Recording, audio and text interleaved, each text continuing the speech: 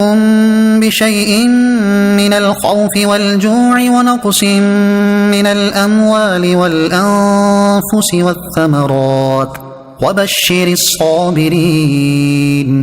ترجمہ، اور ہم ضرور تمہیں کچھ ڈر اور بھوک سے اور کچھ مالوں اور جانوں اور پھلوں کی کمی سے آزمائیں گے، اور صبر کرنے والوں کو خوشخبری سنا دو۔ وَلَنَبْلُوَنَّكُمْ، اور ہم تمہیں ضرور آزمائیں گے۔ تفسیر صراط الجنان میں ہے، آزمائش سے فرما بردار اور نافرمان کے حال کا ظاہر کرنا مراد ہے۔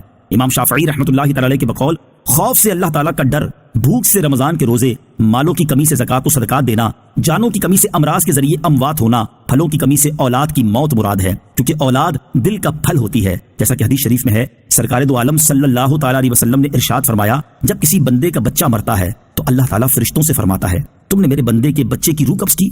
وہ عرض کرتے ہیں کہ ہاں یا رب عز وجل۔ پھر فرماتا ہے، تم نے اس کے دل کا پھل لے لیا؟ وہ عرض کرتے ہیں ہاں یا رب عز وجل۔ اللہ تعالیٰ فرماتا ہے، اس پر میرے بندے نے کیا کہا؟ فرشتے عرض کرتے ہیں، اس نے تیری حمد کی اور انا للہ و انا الیہ راجعون پڑھا۔ اللہ تعالیٰ فرماتا ہے، اس کے لیے جنت میں مکان بناؤ اور اس کا نام بیت الحمد رکھو۔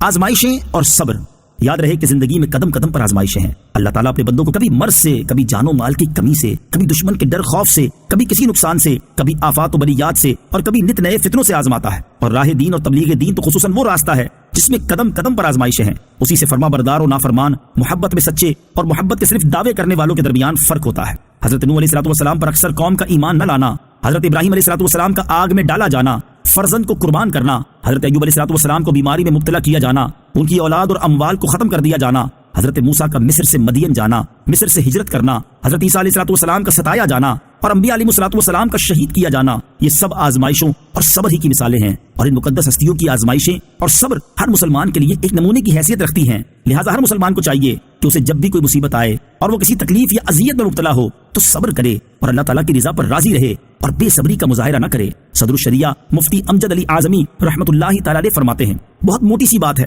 جو ہر شخص جانتا ہے کہ کوئی کتنا ہی غافل ہو، مگر جب اسے کوئی تکلیف پہنچتی ہے یا وہ کسی مصیبت اور مرض میں مبتلا ہوتا ہے تو کس قدر خدا کو یاد کرتا ہے اور توبہ و استغفار کرتا ہے۔ اور یہ تو بڑے رتبے والوں کی شان ہے کہ وہ تکلیف کا بھی اسی طرح استقبال کرتے ہیں جیسے راحت کا استقبال کرتے ہیں، مگر ہم جیسے کم سے کم اتنا تو کریں کہ جب کوئی مصیبت کی تکلیف آئے تو صبر و استقلال سے کام لیں اور جزا و فضا یعنی رونا پیٹنا کر کے آتے ہوئے ثواب کو ہاتھ سے نہ جانے دیں۔ اور اتنا تو ہر شخص جانتا ہے کہ بے صبری سے آئی ہوئی مصیبت جاتی نہ رہے گی، اور پھر اس بڑے ثواب جو احادیث میں بیان کیا گیا ہے اس سے محرومی دوہری مصیبت ہے۔ اور کثیر احادیث میں مسلمان پر مصیبت آنے کا جو ثواب بیان کیا گیا ہے ان میں سے چند احادیث یہ ہیں۔ چنانچہ حضرت ابو ہریرہ رضی اللہ تعالی عنہ سے روایت ہے، بخاری شریف کی حدیث ہے، رسول کریم صلی اللہ تعالی علیہ وسلم نے ارشاد فرمایا، اللہ تعالیٰ جس کے ساتھ بھلائی کا ارادہ فرماتا ہے تو اسے تکالیف میں مبتلا کرتا ہے۔ بخاری شریف کی ایک اور حدیث ہے، حضرت ابو سعید خدری اور حضرت ابو ہریرہ رضی اللہ تعالی عنہما سے مروی ہے، حضور اقدس صلی اللہ تعالی علیہ وسلم نے ارشاد فرمایا، مسلمان کو جو تکلیف، رنج، ملال اور اذیت و غم پہنچے، یہاں تک کہ اس کے پیر میں کوئی کانٹا ہی چبھے، تو اللہ تعالیٰ ان کے سبب اس کے گناہ مٹا دیتا ہے۔